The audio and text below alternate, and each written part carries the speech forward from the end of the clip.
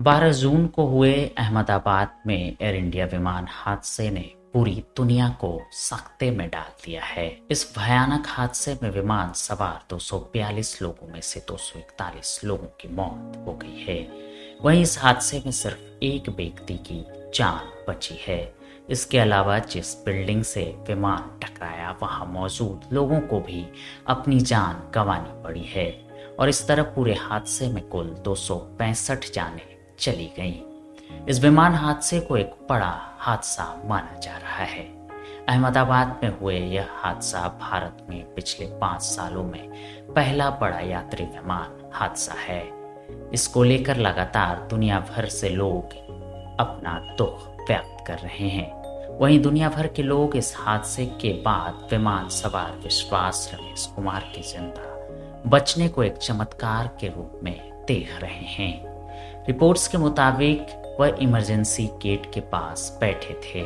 इसके बाद से फ्लाइट की इमरजेंसी गेट की चर्चा तेज हो गई है। इमरजेंसी एग्जिट गेट प्लेन में खास तौर पर डिजाइन किए जाते हैं जिनका इस्तेमाल पैसेंजर्स और क्रू मेंबर्स इमरजेंसी में विमान से जल्दी और सुरक्षित रूप से बाहर निकलने के लिए कर सकें। इमरजेंसी एग्जिट जानबूझकर पैसेंजर्स के सीट्स के पास बनाए जाते हैं। ऐसा इसलिए ताकि यह सुनिश्चित किया जा सके कि इमरजेंसी के समय बाहर निकलने के दौरान किसी को भी दूर नहीं जाना पड़े।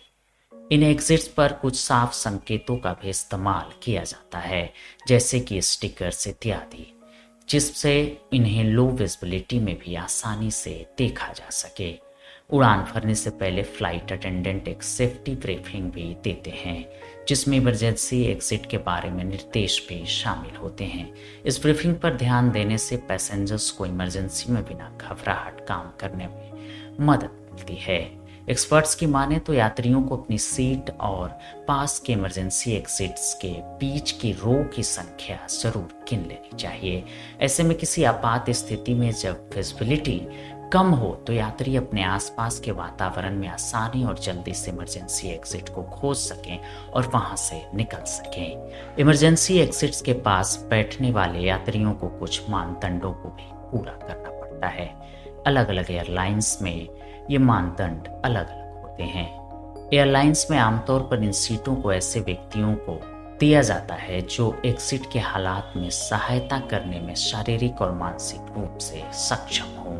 इसके अलावा इस सीट पर बैठने वाले यात्री की उम्र कम से कम 15 साल जरूर होनी चाहिए। एग्जिट गेट खोलने और दूसरों की मदद करने में शारीरिक रूप से यात्री सक्षम होना चाहिए।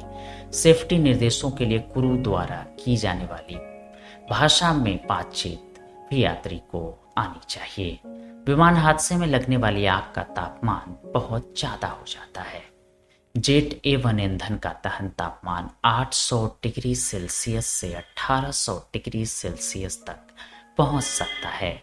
इसका फ्लैश पॉइंट जिस तापमान पर यह आग पकड़ता है लगभग 38 डिग्री सेल्सियस होता है, लेकिन खुले में जलने पर तापमान तेजी से बढ़ता है।